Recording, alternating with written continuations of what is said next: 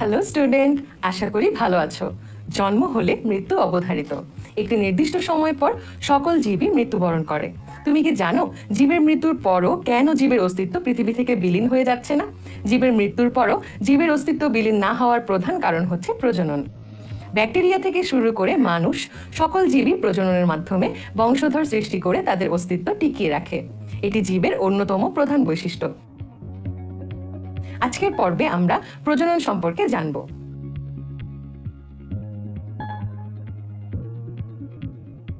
যে প্রক্রিয়ার মাধ্যমে জীব তার বংশধর সৃষ্টি করে এবং তার প্রজাতিকে বাঁচিয়ে রাখে তাকে প্রজনন বলে।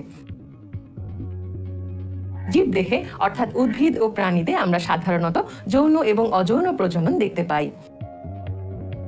আজকের লেসনে আমরা উদ্ভিদের প্রজনন সম্পর্কে জানব। উচ্চ শ্রেণীর উদ্ভিদ সাধারণত যৌন প্রজনন প্রক্রিয়ায় বংশবৃদ্ধি করে থাকে। যৌন জননে দুইটি ভিন্ন বা বিপরীতধর্মী স্ত্রী ও পুং জননকোষ পরস্পর মিলিত হয়ে প্রজনন সম্পন্ন করে। তুমি জেনে অবাক হবে যে উন্নত উদ্ভিদের ক্ষেত্রে এই দুই ধরনের জননকোষ একই ফুলে অথবা একই দেহেও সৃষ্টি হতে পারে। যে উদ্ভিদে পুং ও স্ত্রী জননকোষ একই গাছে সৃষ্টি হয়, এই ধরনের উদ্ভিদকে সহবাসী উদ্ভিদ বলে। স্ত্রী ও পুং জননকোষ যদি দুটি ভিন্ন উদ্ভিদে সৃষ্টি হয়, তবে সেই সকল উদ্ভিদকে বলা হয় ভিন্নবাসী উদ্ভিদ। যৌন জননের প্রধান শর্ত হলো মাতৃ জননকোষে মিওসিস কোষ বিভাজন এবং এর ফলে সৃষ্ট জনন কোষটির ক্রোমোজোম সংখ্যা মাতৃকোষের অর্ধেক হয়। পরবর্তীতে পুং ও স্ত্রী জননকোষ একত্রিত হয়ে জাইগোটে পরিণত হয় এবং পুনরায় মাতৃকোষের সমান ক্রোমোজোম সংখ্যা লাভ করে।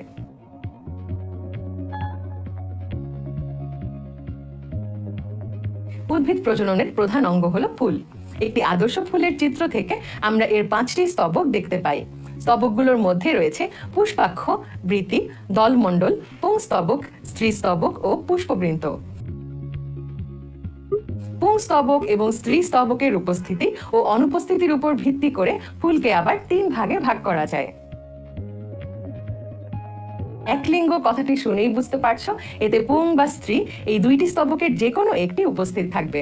কুমড়ার ফুল সাধারণত একলিঙ্গ হয়ে থাকে। আবার যে সকল ফুলে পুংস্তবক ও স্ত্রীস্তবক উভয় উপস্থিত থাকবে তাকে উভয়লিঙ্গ ফুল বলা হয়, যেমন জবা।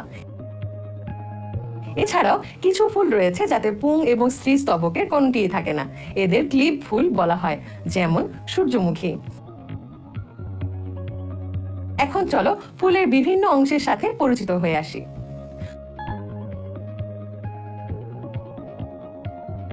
ফুলের বৃন্ত বা বোঁটার উপরে যে গোলাকার অংশটি থাকে তাকে পুষ্পাক্ষ বলে। পুষ্পাক্ষ ফুলের বাকি 4টি অংশগুলোকে ধারণ করে একসাথে রাখে।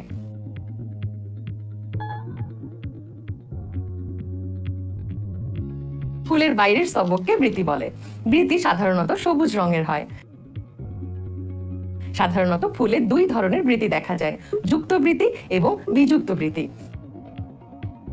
কিছু ফুলের বৃতিগুলো একসাথে যুক্ত অবস্থায় থাকে। যুক্ত থাকার কারণে তাদের যুক্ত বৃতি বলে। আবার ফুলের বৃতিগুলো সম্পূর্ণরূপে খণ্ডিত অবস্থায় থাকলে তাদের বিযুক্ত বৃতি বলে। বিযুক্ত বৃতির প্রতিটি খণ্ডকে বৃত্তাংশ বলে। বৃতি ফুলের ভিতরের অংশকে প্রতিকূল পরিবেশ থেকে রক্ষা করে। সবুজ বৃতি খাদ্য তৈরিতে অংশ নেয় এবং রঙিন বৃতি পরাগায়নে সাহায্য করে।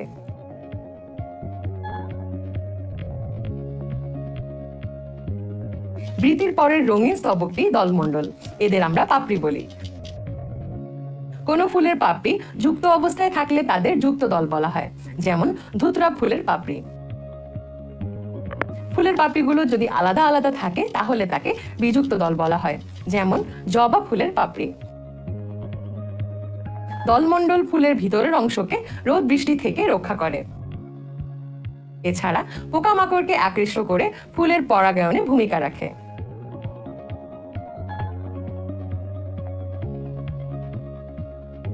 ফুলের তৃতীয় অংশটি হলো পুংস্তবক। পুংস্তবকে পুং জননকোষ উৎপন্ন হয়। পুংস্তবকে 1 বা একাধিক পুংকেশর থাকে। পুংকেশর বিভিন্ন ধরনের হয়ে থাকে, একগুচ্ছ, দ্বিগুচ্ছ, বহুগুচ্ছ, যুক্তধানী ও দললগ্ন। প্রতিটি পুংকেশর পরাগধানী ও পুংদণ্ড নিয়ে গঠিত। পরাগধানী ও পুংদণ্ডের সংযোগকারী অংশকে যোজনী বলে। পরাগথলির ভেতরে পরাগরেণু উৎপন্ন হয় এবং অঙ্কুরিত হয়। পরাগরেণু অঙ্কুরিত হয়ে পরাগ নালিকা গঠন করে। এই নালিকাতে পুংজনন কোষ তৈরি হয়। পুংস্তবকের কাজ পরাগরেণু ও পুংজনন কোষ উৎপন্ন করা আর পরাগায়নে অংশগ্রহণ করা।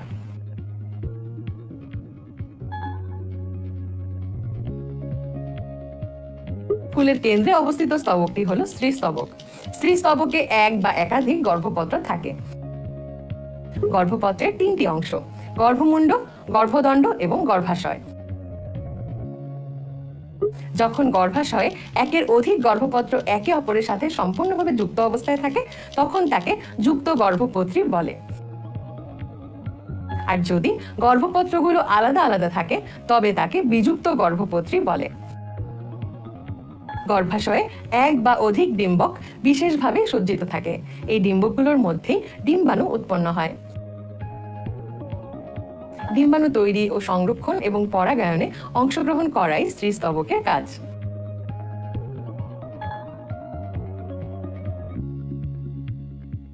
পুষ্পমঞ্জরি গাছের ছোট শাখা, যেখানে ফুলগুলো বিশেষভাবে সাজানো থাকে।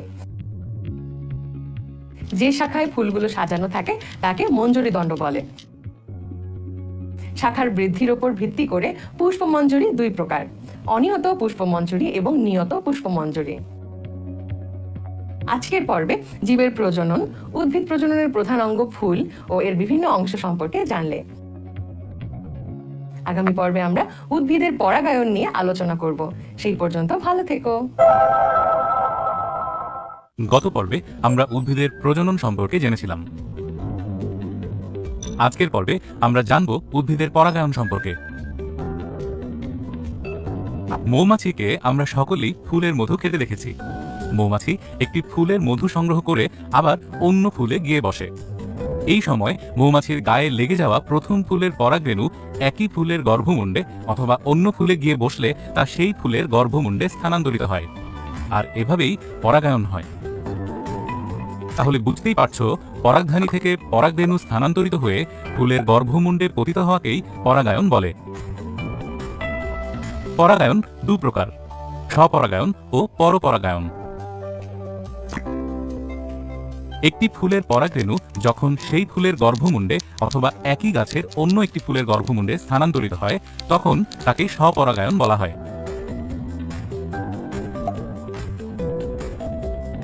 যেহেতু একটি গাছের ফুলের মধ্যে পরাগরেণুর স্থানান্তর ঘটে, তাই স্বপরাগায়নে কোনো মাধ্যমের প্রয়োজন হয় না।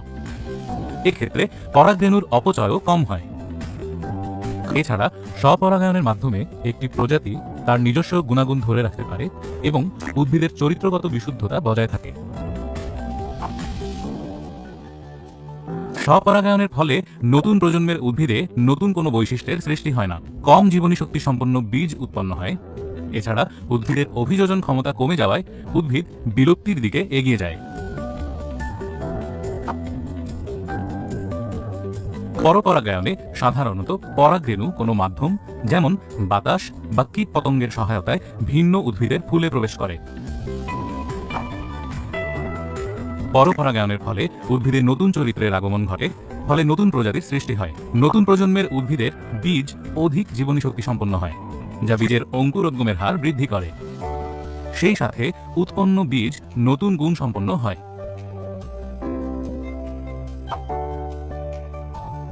পরপরাগায়ন প্রক্রিয়ায় মাধ্যম দরকার হয় বলে পরাগায়নের নিশ্চয়তা থাকে না। এক্ষেত্রে প্রচুর পরাগরেণুর অপচয় হয় এবং প্রজাতির বিশুদ্ধতা নষ্ট হয়ে যায়। এখন চলো পরাগায়নের মাধ্যম সম্পর্কে জেনে নেই। পরাগায়ন কীটপতঙ্গ, বায়ু, পানি, পশু পাখি, বাদুড়, এমনকি মানুষের মাধ্যমেও হতে পারে। পরাগায়নের মাধ্যমগুলোর অর্থাৎ কীটপতঙ্গ, পাখি ইত্যাদিকে আকৃষ্ট করার জন্য ফুলের গঠনে কিছু ভিন্নতা লক্ষ্য করা যায়। যে সকল ফুলের পরাগায়ন কীটপতঙ্গের মাধ্যমে হয়ে থাকে তাদেরকে পতঙ্গ পরাগী ফুল বলা হয়। পতঙ্গ পরাগী ফুল আকারে বড়, রঙিন এবং মধু গ্রন্থিযুক্ত হয়। এদের পরাগরেণু ও গর্ভমুণ্ড আঠালো ও সুগন্ধযুক্ত হয়, যা কীটপতঙ্গকে আকৃষ্ট করে। একইভাবে যে সকল ফুলের পরাগায়ন প্রাণীর মাধ্যমে হয়ে থাকে তাদেরকে প্রাণী পরাগী ফুল বলা হয়। প্রাণী পরাগী ফুলেরা সাধারণত আকারে বড় ও রঙিন হয়ে থাকে। এরা পুষ্প মঞ্জরিতে সাজানো থাকে। এই ধরনের কিছু ফুলের গন্ধ থাকে। আবার বায়ু যে ফুলের পরাগায়ন মাধ্যম হিসেবে কাজ করে তারাই হলো বায়ু পরাগী ফুল। বায়ু পরাগী ফুলগুলো হালকা হয়, যা বাতাসে ভাসতে পারে। অপরদিকে স্ত্রী ফুলে গর্ভমুণ্ড পালকের মতো ও আঠালো হয়ে থাকে, কিন্তু কোনো গন্ধ থাকে না। পানিও পরাগায়নের একটি মাধ্যম হতে পারে। যেসব ফুলের পরাগায়ন পানির মাধ্যমে হয় তাদের পানি পরাগী ফুল বলে। পানি পরাগী ফুলগুলো সাধারণত আকারে ছোট ও হালকা হয়ে থাকে। এই পর্যায়ে চলো জেনে নিই পুং জনন কোষ বা পুং গ্যামেটোফাইটের উৎপত্তি সম্পর্কে। পরাগরেণু হল পুং গ্যামেটোফাইটের প্রথম কোষ। পুং গ্যামেটোফাইটের উৎপাদনের শুরুতে ডিপ্লয়েড অর্থাৎ 2n সংখ্যক ক্রোমোজোম বিশিষ্ট পরাগ মাতৃকোষটি মিওসিস কোষ বিভাজনের মাধ্যমে বিভাজিত হয়। এর ফলে হ্যাপ্লয়েড অর্থাৎ n সংখ্যক ক্রোমোজোম বিশিষ্ট 4টি অপত্য পরাগ কোষ উৎপন্ন করে। প্রথমে 4টি অপত্য পরাগ কোষ একসাথে হালকাভাবে লাগানো অবস্থায় থাকে, পরে পরাগ কোষগুলো পূর্ণতা লাভ করলে আলাদা হয়ে যায়। এই পর্যায়ে পূর্ণতা লাভ করা পরাগরেণুর যে নিউক্লিয়াস থাকে তা মাইটোটিক পদ্ধতিতে বিভাজিত হয়। বিভাজনের ফলে নিউক্লিয়াসটি একটি বড় নালিকা কোষ ও একটি ছোট জেনারেটিভ কোষে পরিণত হয়। জেনারেটিভ কোষটি পুনরায় বিভাজিত হয়ে দুটি পুংজনন কোষ সৃষ্টি করে। স্ত্রী গ্যামেটোফাইটের উৎপাদন কয়েকটি ধাপে হয়। গর্ভাশয়ের ডিম্বক রন্ধ্রের কাছাকাছি ভ্রূণ পোষক কলার একটি বড় মাতৃকোষে এই প্রক্রিয়া সম্পন্ন হয়ে থাকে। মাতৃকোষটি প্রথমে মিওসিস বিভাজনের মাধ্যমে 4টি কোষ সৃষ্টি করে। এই 4টি কোষই হ্যাপ্লয়েড অর্থাৎ এদের মাতৃকোষের অর্ধেক সংখ্যক ক্রোমোজোম থাকে। 4টি কোষের মধ্য থেকে 3টি কোষই বিনষ্ট হয়ে যায়। বিনষ্ট হয়ে যাওয়া কোষগুলোকে পোলার বডি বলে। সবচেয়ে বড় যে কোষটি থাকে কেবল সেটি আকারে বৃদ্ধি পেয়ে ভ্রূণথলিতে পরিণত হয়। কোষটির হ্যাপ্লয়েড নিউক্লিয়াস বা কেন্দ্রিকাটি বিভাজিত হয়ে দুটি নিউক্লিয়াসের উৎপত্তি হয়। দুটি নিউক্লিয়াস ভ্রূণথলির মেরুতে অবস্থান নেয়। এই ধাপে দুটি নিউক্লিয়াসের প্রত্যেকে দুবার বিভাজিত হয়ে 4টি করে নিউক্লিয়াস তৈরি করে। তারপর 2 মেরু থেকে একটি করে নিউক্লিয়াস ভ্রূণথলির কেন্দ্রে আসে এবং মিলিত হয়। এর ফলে একটি ডিপ্লয়েড অর্থাৎ 2n সংখ্যক ক্রোমোজোম বিশিষ্ট সেকেন্ডারি নিউক্লিয়াস গঠিত হয়। মেরুতে থাকা কোষগুলোর মধ্যে ভ্রূণথলির ডিম্বক রন্ধ্রের দিকে অবস্থিত 3টি কোষ নিয়ে গর্ভযন্ত্র বা এগ অ্যাপারেটাস গঠিত হয়। অর্থাৎ গর্ভযন্ত্র একটি ডিম এবং দুটি সহকারী কোষ নিয়ে গঠিত হয়। গর্ভযন্ত্রের মাঝের কোষটি আকারে বড় হয়। একে ডিম্বাণু বা এগ বলে। নিষেক প্রক্রিয়ার সুবিধার জন্য এটি সাধারণত ডিম্বক রন্ধ্রের ঠিক বিপরীতেই অবস্থান করে। আর ডিম্বাণুর দুই পাশের 2টি কোষ থাকে, এদের সহকারী কোষ বলে। ডিম্বক রন্ধ্রের বিপরীত দিকের কোষগুলোকে প্রতিপাদ কোষ বলে। আজকের পর্বে আমরা জেনেছি পরাগায়ন এবং পুং ও স্ত্রী গ্যামেটোফাইটের উৎপত্তি সম্পর্কে। আগামী পর্বে জানব নিষেক সম্পর্কে। সেই পর্যন্ত ভালো থেকো।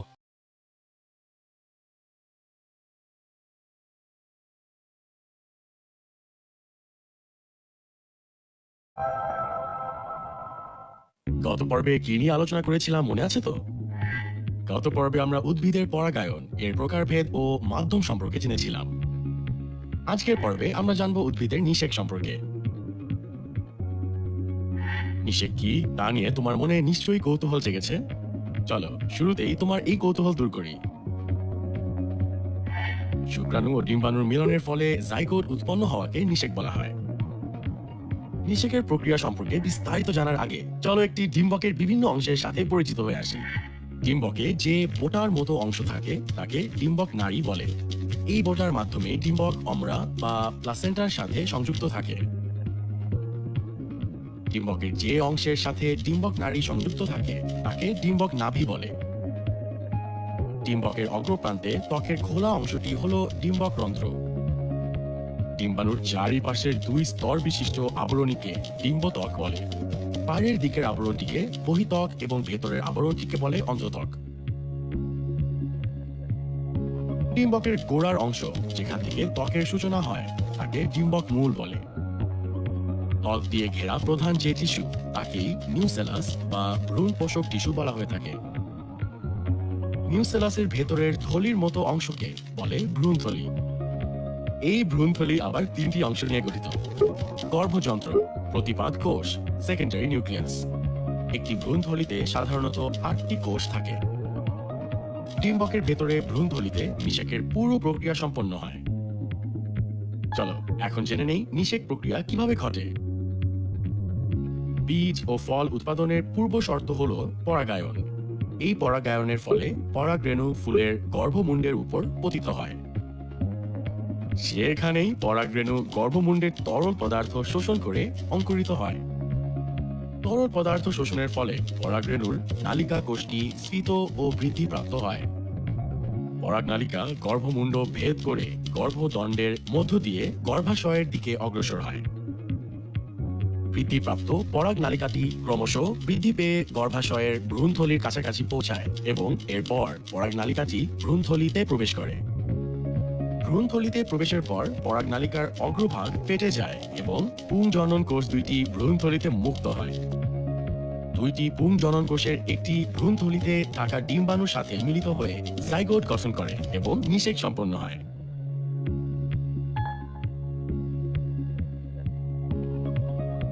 নিষেক প্রক্রিয়া চলাকালীন সময় অপর একটি পুংজনন কোষ গৌণ নিউক্লিয়াস বা কেন্দ্রিকার সাথে মিলিত হয়ে ট্রিপ্লয়েড শস্য কোষ বা এন্ডোস্পার্মিক সেল সৃষ্টি করে। গৌণ নিউক্লিয়াসের সাথে একটি পুং গ্যামিটের এই মিলনকে ত্রিমিলন বা ট্রিপল ফিউশন বলে, কারণ এতে 3টি নিউক্লিয়াসের মিলন ঘটে। প্রায় একই সময়ে দুটি পুংজনন কোষের একটি ডিম্বাণু এবং অপরটি গৌণ নিউক্লিয়াসের সাথে মিলিত হওয়ার এই ঘটনাকে দ্বিনিষেক বলা হয়। নিষেকের পরবর্তী ধাপ হলো স্পোরোফাইটের গঠন। স্পোরোফাইট গঠনের প্রথম কোষটি হলো জাইগোট কোষ, যা নিষেকের ফলে সৃষ্টি হয়। জাইগোট কোষটি অনুপ্রস্থে বিভাজিত হয়। এই বিভাজনের ফলে দুইটি কোষের সৃষ্টি হয়।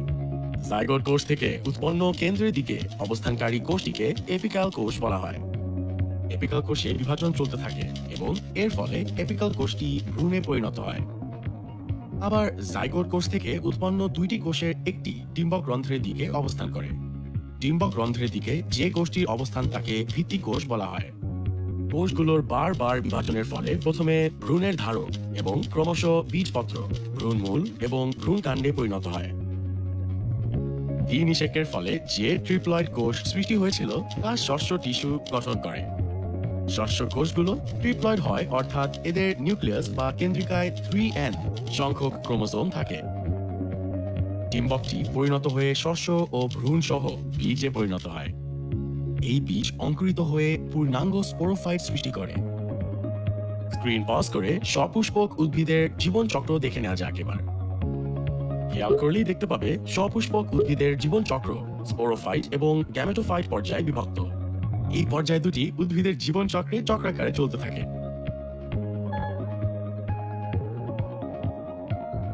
নিষিক্তকরণের ফলে ফুলের গর্ভাশয় এককভাবে অথবা ফুলের গর্ভাশয় ও অন্যান্য অংশ সহ পরিপুষ্ট হয়ে যে অঙ্গ গঠন করে তাকে আমরা ফল হিসেবে চিনি। নিষিক্তকরণের প্রক্রিয়া শেষ হওয়ার সাথে সাথেই ফল গঠনের প্রক্রিয়া শুরু হয়। নিষেক প্রক্রিয়া গর্ভাশয়ে উদ্দীপনার সৃষ্টি করে, যার ফলে গর্ভাশয় ফলে এবং ডিম্বকগুলো বীজে পরিণত হয়। গঠন প্রক্রিয়ার উপর ভিত্তি করে ফল দুই প্রকার হয়ে থাকে: প্রকৃত ফল এবং অপ্রকৃত ফল। যে সকল ফলের শুধুমাত্র গর্ভাশয় পরিণত হয়ে ফলে রূপ নেয় তাদের প্রকৃত ফল বলে। প্রকৃত ফলের উদাহরণ হিসেবে আমরা আম, জাম, পেয়ারার কথা বলতে পারি। এই ফলগুলোর কেবলমাত্র গর্ভাশয় ফলে রূপান্তরিত হয়েছে। আর যে সকল ফল ফুলের গর্ভাশয় ও অন্যান্য অংশ পুষ্ট হয়ে ফলে রূপ নেয় তাদের অপ্রকৃত ফল বলে। অপ্রকৃত ফলের উদাহরণ হিসেবে আমরা আপেল, চালতার কথা বলতে পারি। এদের ফুল গর্ভাশয় ও ফুলের বিভিন্ন অংশ পুষ্ট হয়ে ফলে রূপ নেয়। আজকের পর্বে আমরা জেনেছি নিষেক, দ্বিনিষেক, নতুন স্পোরোফাইটের গঠন ও ফলের উৎপত্তি সম্পর্কে। আগামী পর্বে আমরা জানব প্রাণীর প্রজনন সম্পর্কে। সেই পর্যন্ত ভালো থেকো।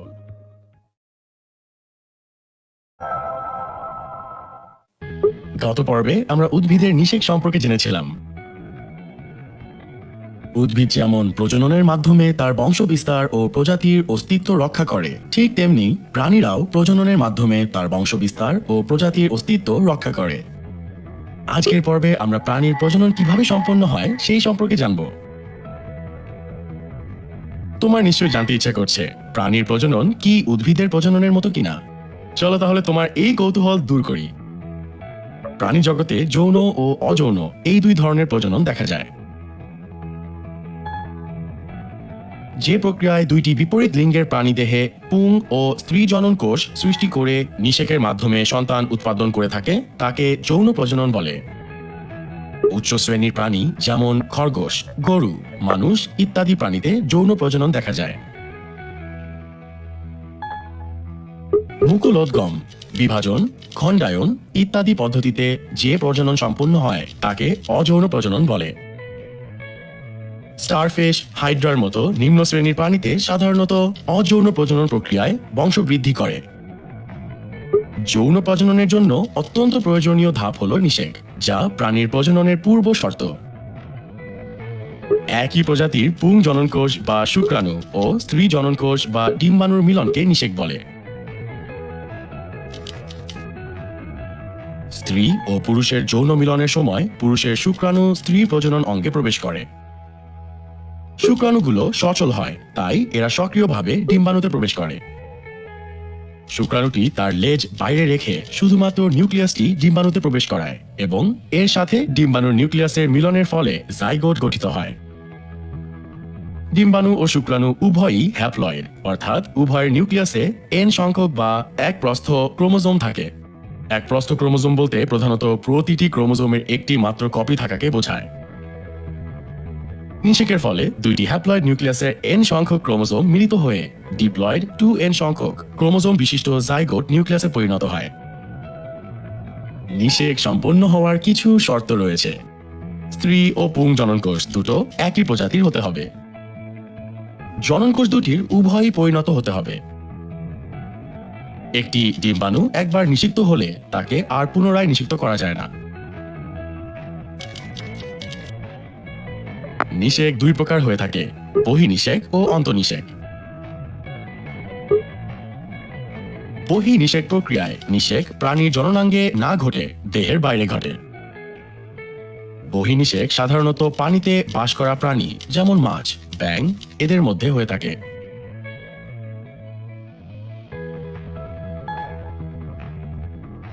পুরুষ প্রাণীর শুক্রাণু স্ত্রী প্রাণীর জননাঙ্গে প্রবেশ করানোর মাধ্যমে অন্তর্নিষেক ঘটে থাকে। যে সকল প্রাণী ডাঙায় বাস করে, অন্তর্নিষেক তাদের একটি অন্যতম বৈশিষ্ট্য।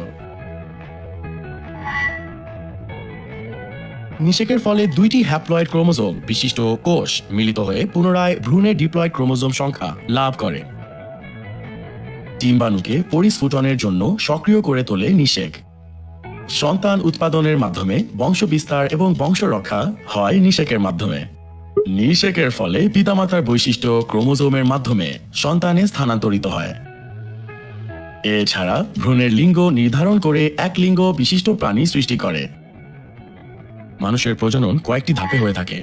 স্ক্রিন পজ করে ধাপগুলো দেখে নাও। হরমোন হলো একটি জৈব রাসায়নিক পদার্থ যা মানুষের দেহের কিছু নালীবিহীন গ্রন্থি থেকে নিঃসরিত হয়। যেহেতু হরমোন নালীবিহীন গ্রন্থি থেকে নিঃসৃত হয়, তাই এরা রক্তের মাধ্যমে দেহের বিভিন্ন অঙ্গে পৌঁছে যায়। এটি নির্দিষ্ট পরিমাণে উপস্থিত থেকে দেহের বিভিন্ন রাসায়নিক বিক্রিয়া ঘটাতে এবং নানা শারীরবৃত্তীয় কাজ নিয়ন্ত্রণ করে। হরমোন কম বা বেশি নিঃসরণ হলে শরীরে স্বাভাবিক কাজে ব্যাঘাত ঘটে এবং নানা অস্বাভাবিকতা দেখা দেয়।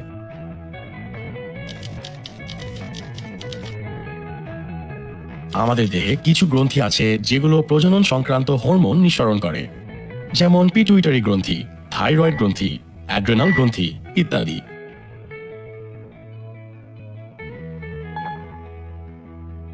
পিটুইটারি গ্রন্থি মস্তিষ্কের মূল দেশে অবস্থান করে।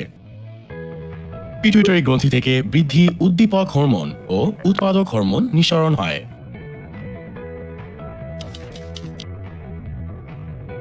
পিটুইটারি গ্রন্থির হরমোনগুলো জনন গ্রন্থির বৃদ্ধি, ক্ষরণ ও কাজ নিয়ন্ত্রণ করে। মাতৃদেহে স্তন গ্রন্থির বৃদ্ধি ও দুগ্ধ ক্ষরণ নিয়ন্ত্রণ করে। এছাড়া এই হরমোন জরায়ুর সংকোচন নিয়ন্ত্রণ করে। থাইরয়েড গ্রন্থির অবস্থান মানুষের গলায়। থাইরয়েড গ্রন্থি থেকে যে হরমোন নিঃসৃত হয় তা হল থাইরক্সিন। থাইরক্সিন হরমোনের প্রধান কাজ হল দৈহিক ও মানসিক বৃদ্ধি। এছাড়া নারী ও পুরুষে যৌন লক্ষণ প্রকাশ করে ও বিপাকে সহায়তা করে। দুই কিডনির উপর ছোট টুপির মতো অংশটি হল অ্যাড্রেনাল গ্রন্থি। অ্যাড্রেনাল গ্রন্থি থেকে অ্যান্ড্রোজেন নামক হরমোন নিঃসৃত হয়। অ্যাড্রেনাল গ্রন্থি থেকে নিঃসৃত হরমোন যৌনাঙ্গ বৃদ্ধিতে ও যৌন লক্ষণ প্রকাশে সহায়তা করে। পুরুষের টেস্টিকেলে শুক্রাশয়ের অনাল গ্রন্থি অবস্থান করে। পুরুষের শুক্রাশয়ের অনাল গ্রন্থি থেকে টেস্টোস্টেরন ও অ্যান্ড্রোজেন নিঃসৃত হয়।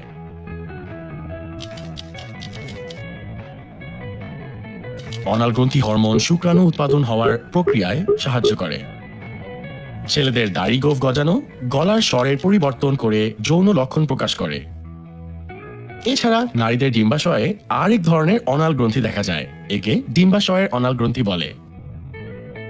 স্ত্রী ডিম্বাশয়ের অনাল গ্রন্থি থেকে এস্ট্রোজেন, প্রোজেস্টেরন ও রিল্যাক্সিন হরমোন নিঃসৃত হয়।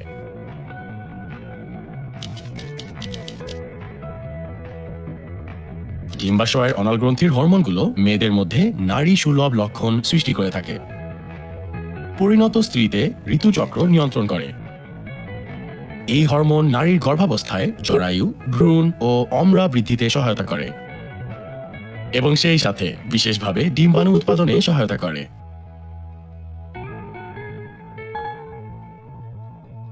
অমরা স্ত্রীর গর্ভাশয়ে অবস্থান করে। এর সাহায্যে ভ্রূণ মাতৃ জরায়ু টিস্যুর সাথে যুক্ত থাকে। অমরা থেকে গোনাডোট্রপিক ও প্রোজেস্টেরন হরমোন নিঃসৃত হয়। অমরা থেকে নিঃসৃত হরমোন ডিম্বাশয়ের অনাল গ্রন্থিকে উত্তেজিত করে এবং স্তন গ্রন্থির বৃদ্ধি নিয়ন্ত্রণ করে। আজকের পর্বে আমরা জানলাম প্রাণীর বিভিন্ন প্রজনন, নিষেক ও মানব প্রজননে হরমোনের ভূমিকা সম্পর্কে। আগামী পর্বে জানব ভ্রূণের বিকাশ, অমরা ও ভ্রূণ আবরণী সম্পর্কে।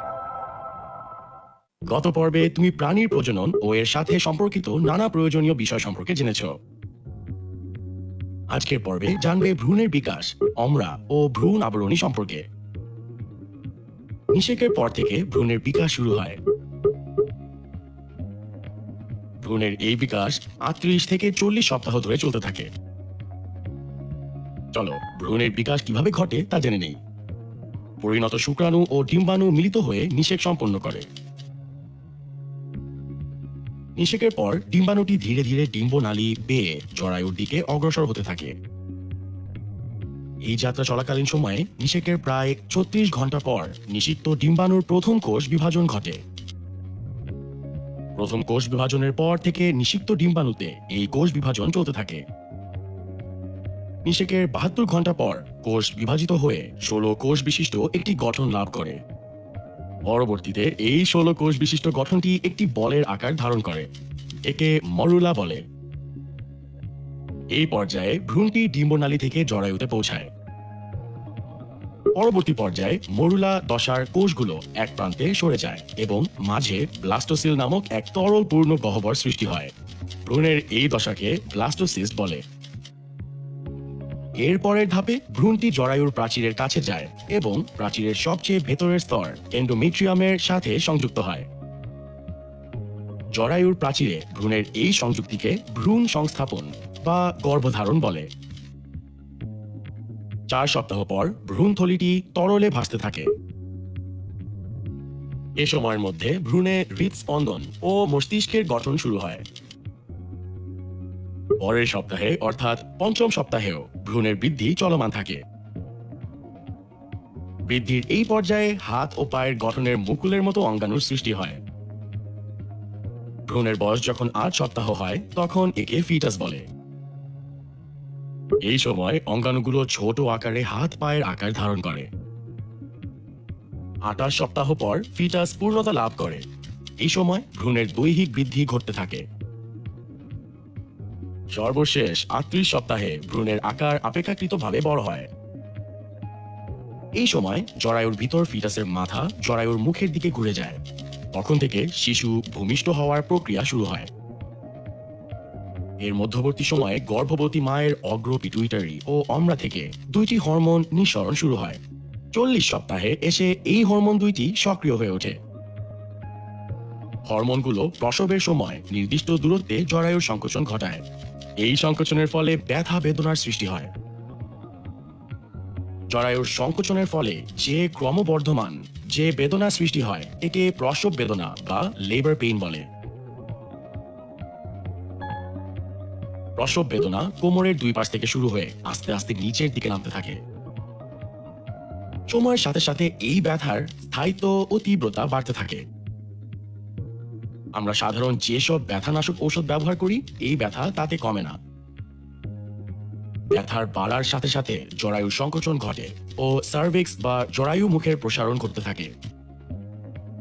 প্রসবের শেষ পর্যায়ে ভ্রূণের বাইরের পর্দাগুলো ফেটে ভিতরে থাকা তরল বাইরে নির্গত হয় এবং এর এক পর্যায়ে শিশু ভূমিষ্ঠ হয়। জরায়ুর গায়ে ভ্রূণের সংস্থাপন থেকে শিশু ভূমিষ্ঠ হওয়ার মধ্যবর্তী সময়কে গর্ভাবস্থা বলে। ভ্রূণ গর্ভাবস্থায় 38 থেকে 40 সপ্তাহ অবস্থান করে। এবার আমরা জানবো অমরা সম্পর্কে। অমরা হলো একটি বিশেষ অঙ্গ যার মাধ্যমে জরায়ুতে ক্রমশ বর্ধমান ভ্রূণ এবং মাতৃ জরায়ু টিস্যুর মধ্যে সম্পর্ক স্থাপিত হয়। এই অমরা নিষেকের 12 সপ্তাহের মধ্যে গঠিত হয়। ক্রমবর্ধমান ভ্রূণের কিছু কোষ ও মাতৃ জরায়ুর অন্তঃস্তরের কোষ মিলিত হয়ে অমরা গঠন করে। অমরা ভ্রূণ ও মাতৃ জরায়ুর অন্তঃস্তরের মধ্যে একটি অবিচ্ছেদ্য অঙ্গ। শিশু প্রসবের সময় এই অমরা মাতৃদেহ থেকে বের হয়ে যায়। অমরা ভ্রূণের সুরক্ষা ও বিকাশে গুরুত্বপূর্ণ ভূমিকা পালন করে। অমরা ভ্রূণকে জরায়ুর ভেতরের দেয়ালের গায়ে লেগে থাকতে সাহায্য করে। ভ্রূণের বৃদ্ধির জন্য শর্করা, আমিষ, স্নেহ, পানি ও খনিজ লবণ ইত্যাদি খাদ্য প্রয়োজন। এই খাদ্য অমরা মায়ের রক্ত থেকে ভ্রূণের রক্তে প্রবেশ করানোর মাধ্যমে ভ্রূণের খাদ্যের যোগান দেয়। ফুসফুস যেমন আমাদের দেহ শ্বসনের কাজ করে, অমরাও তেমনি ফুসফুসের মতো মায়ের রক্ত থেকে অক্সিজেন গ্রহণ করে ভ্রূণে পৌঁছে দেয় এবং ভ্রূণ থেকে কার্বন ডাই অক্সাইড মায়ের রক্তে বের করে শ্বসনের কাজ করে। একই সাথে বৃক্কের মতো অমরা ভ্রূণের দেহে বিপাকের ফলে যে বর্জ্য উৎপন্ন হয় তা অমরা অপসারণের কাজ করে। গর্ভাবস্থায় অমরা থেকে নিঃসৃত হরমোন ভ্রূণের রক্ষণাবেক্ষণ স্বাভাবিক গঠনে সাহায্য করে। অমরা থেকে নিঃসৃত হরমোন মায়ের দুধ উৎপাদনে সহায়তা করে। আবার অমরা থেকে নিঃসৃত কিছু হরমোন বাচ্চা প্রসব সহজ করতে সহায়তা করে। এই পর্যায়ে চলো ভ্রূণ আবরণী সম্পর্কে জেনে নেই। প্রত্যেক প্রজাতিতে ভ্রূণ মায়ের গর্ভে স্বাভাবিকভাবে নিরাপদে বেড়ে ওঠার জন্য তার চারপাশে একটি ঝিল্লি বা আবরণী গড়ে ওঠে। একে আমরা ভ্রূণের আবরণী বলি।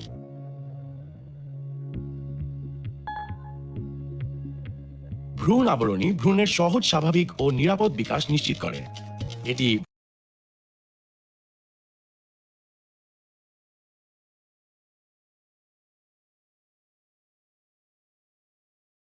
ভ্রূণের পুষ্টি, গ্যাসীয় আদান প্রদান করে।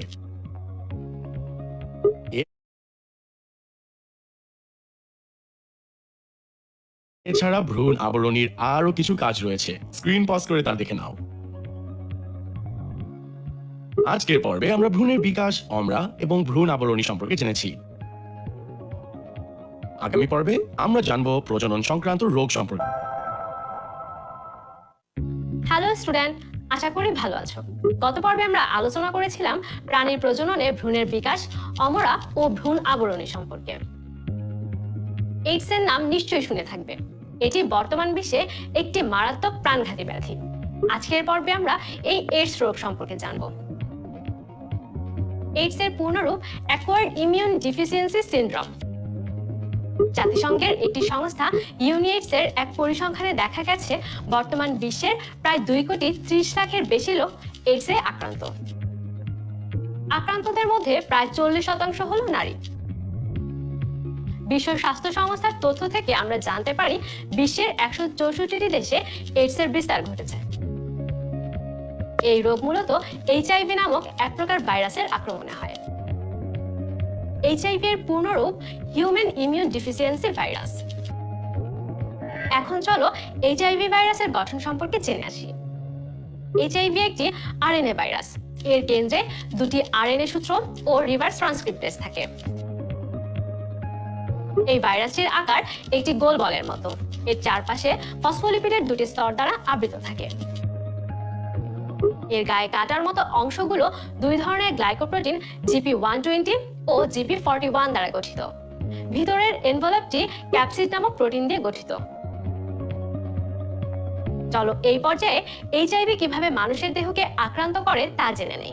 এইচআইভি ভাইরাস মানুষের রক্তে প্রবেশ করে অ্যান্টিবডি প্রস্তুতকারী শ্বেত রক্তকোষের ক্ষতি সাধন করে এবং অ্যান্টিবডি তৈরি ও রোগ প্রতিরোধ সংক্রান্ত কাজে বিঘ্ন ঘটায়। এই ভাইরাস প্রধানত CD4 জাতীয় রক্তকোষ আক্রমণ করে। CD4 এক ধরনের শ্বেত রক্তকোষ। এর প্রধান কাজ হলো মানবদেহে কোনো রোগ সৃষ্টিকারী ব্যাকটেরিয়া বা ভাইরাস ঢুকে পড়লে তাকে চিহ্নিত করা এবং মেরে ফেলা। ফলে শ্বেত রক্তকোষ মরে যায় ও অ্যান্টিবডির পরিমাণ কমতে থাকে। ভাইরাসের আক্রমণের কারণে রোগীর দেহের রোগ প্রতিরোধ ক্ষমতা বিনষ্ট হয়ে যায়। এইডস রোগে আক্রান্ত ব্যক্তির মৃত্যু অনিবার্য, কারণ রোগ প্রতিরোধ ক্ষমতা পুনরুদ্ধার করার মতো কোনো ঔষধ এখনো আবিষ্কার হয়নি। এইডস আক্রান্ত পুরুষ বা নারীর সাথে যৌন মিলনের ফলে এই রোগ হয়। এইডস আক্রান্ত ব্যক্তির রক্ত যদি কোনো সুস্থ ব্যক্তি গ্রহণ করে তবে ওই সুস্থ ব্যক্তির দেহেও এইচআইভি ভাইরাস প্রবেশ করে। এইডস আক্রান্ত বাবা ও মায়ের থেকে জন্ম নেওয়া সন্তানেরও এইডস হতে পারে। এইডসে আক্রান্ত মায়ের দুধ শিশু পান করলে সেই শিশুও এইডস আক্রান্ত হতে পারে। এইচআইভি জীবাণুযুক্ত সিরিঞ্জ, সুচ, দন্ত চিকিৎসার যন্ত্রপাতি এবং অপারেশনের যন্ত্রপাতি ব্যবহার করলে সুস্থ ব্যক্তি এইডসে আক্রান্ত হতে পারে। এইডস আক্রান্ত ব্যক্তির অঙ্গ অন্য সুস্থ ব্যক্তির দেহে প্রতিস্থাপন করলে এই রোগ হয়ে থাকে। সাধারণত রোগের জীবাণু সুস্থ দেহে প্রবেশের 6 মাস পর রোগের লক্ষণগুলো দেখা যায়। তবে এই ভাইরাস অনেকদিন মানবদেহে কোনো লক্ষণ প্রকাশ না করে সুপ্ত অবস্থায় অনেক লম্বা সময় ধরে থাকতে পারে। কোনো ব্যক্তি এইডসে আক্রান্ত কিনা তা জানার জন্য এর লক্ষণগুলো জানা প্রয়োজন।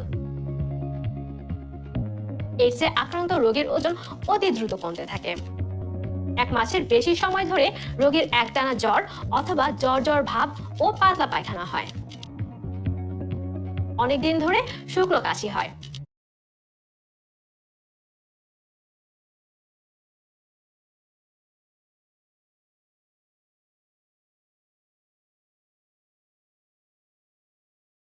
সহজে কমে না। সারা দেহে চুলকানি হয়। এইডস এর কোনো চিকিৎসা নেই, তাই এর প্রতিরোধই একমাত্র বাঁচার উপায়। নিরাপদ যৌন অভ্যাস তৈরি করার মাধ্যমে এইডস প্রতিরোধ করা সম্ভব। ধর্মীয় অনুশাসনে দাম্পত্য জীবনযাপন করলে এইডস এর ঝুঁকি থাকে না। রক্ত গ্রহণ ও প্রদানকালে রক্তদাতার পরিচয় জেনে এইডস আক্রান্ত কিনা এই ব্যাপারে নিশ্চিত হতে হবে। অন্যের ব্যবহার করা সুই, সিরিঞ্জ ব্যবহার করা থেকে বিরত থাকতে হবে। আজকের পর্বে আমরা এইডস রোগ সম্পর্কে বিস্তারিত জানলাম।